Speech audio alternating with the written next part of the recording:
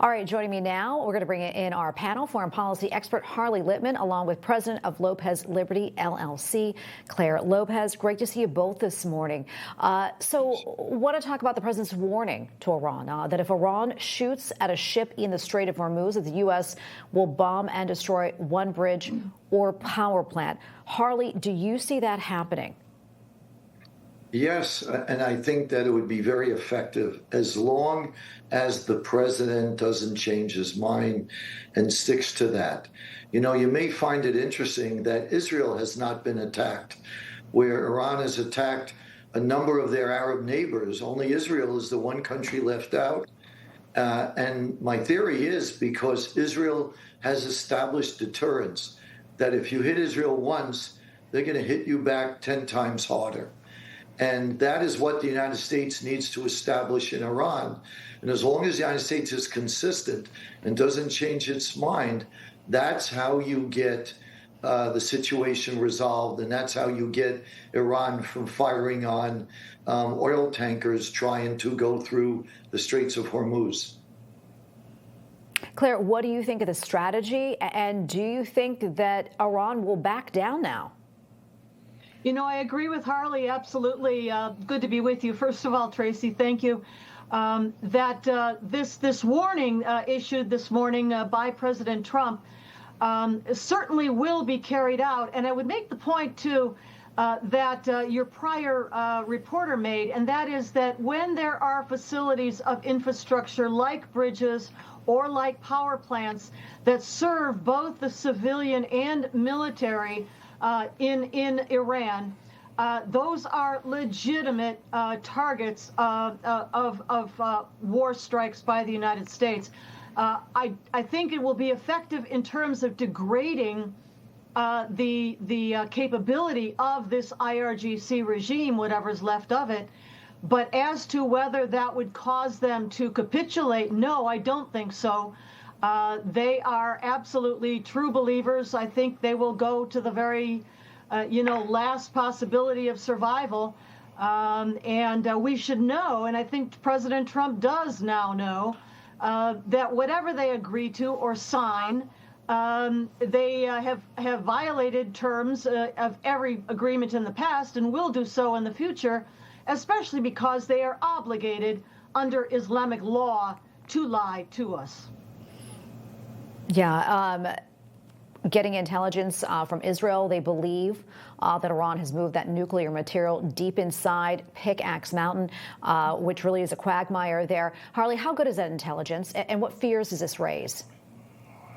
Well, as to your news program covering it, we need to make sure that we have a solution to that.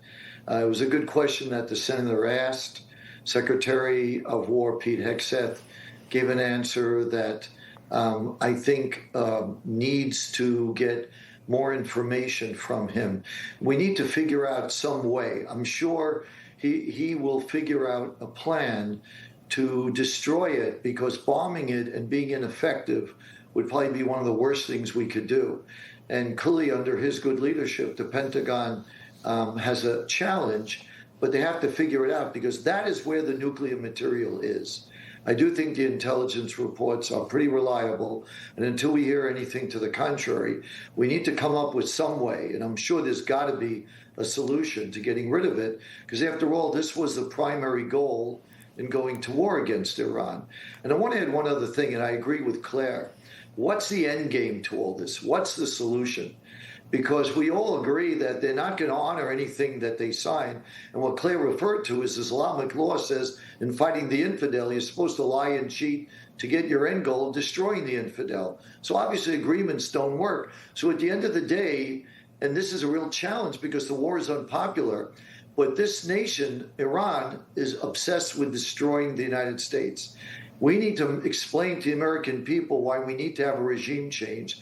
It's going to cost us in lives and equipment and money, but it's necessary to have security for our children and our grandchildren in the future. Yeah, and Claire, jumping off of what Harley was saying, is regime change coming? How soon? And what do you think happens next? Yes, regime change is coming. I don't know how soon.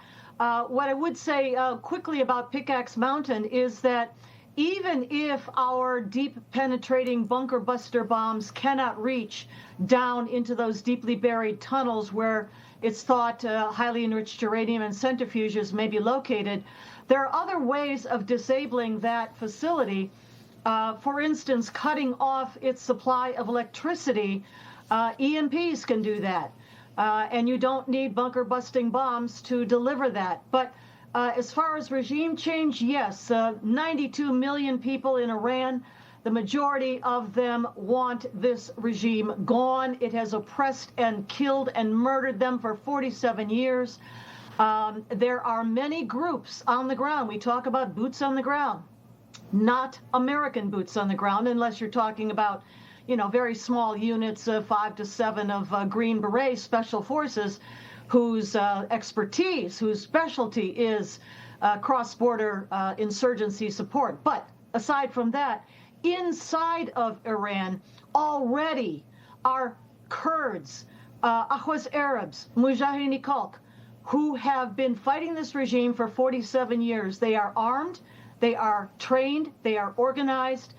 They need more help, absolutely, in terms of weapons, communications, intelligence, and above all, I would say public diplomacy by the United States that talks about regime change, that talks about supporting the people of Iran, not to splinter the country apart into pieces, no, keeping it together, and with a view to giving autonomy to some of these areas, regions, ethnic groups, but keeping the country together.